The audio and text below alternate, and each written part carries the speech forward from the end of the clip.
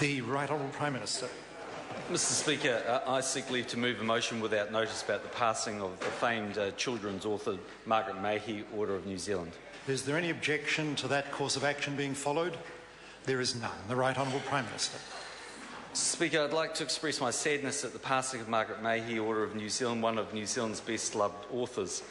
Ms Mahy's books, short stories and contributions to New Zealand's school journal have been part of New Zealand's children's lives for generations. She is widely acknowledged as one of the country's finest authors and one of the world's greatest writers of children's and young adult stories. Ms Mahy's stories resonated with children around the globe.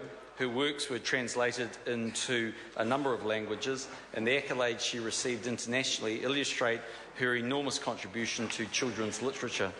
This is a mark of how highly regarded her work is and the high esteem in which she is held.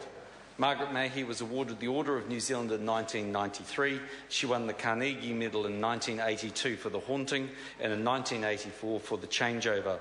In doing so, she was the first writer outside Britain to receive this award. In 2006, she was awarded the prestigious Hans Christian Andersen Award for her lasting contribution to children's literature. Margaret Mahy wrote her first published book at the age of 7, and her first book, A Lion in the Meadow, published in 1969. Since then, this prolific author penned over 100 picture books and a large number of short stories, collections and novels. Margaret Mahy has left an enduring impression upon children's literature. I'd like to extend my condolences to Ms Mahy's family and friends at this sad time. I'm sure her stories will remain firm favourites amongst children here and overseas for years to come. Mr Speaker, let me finish with this final story.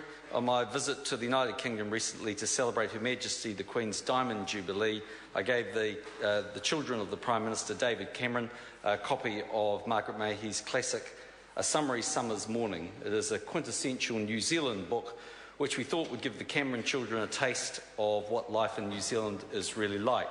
The final verse of her story reads as follows: "If you want to walk in peace, walk in peace, walk in peace. Don't let your dogs upset the geese on a summery Saturday morning."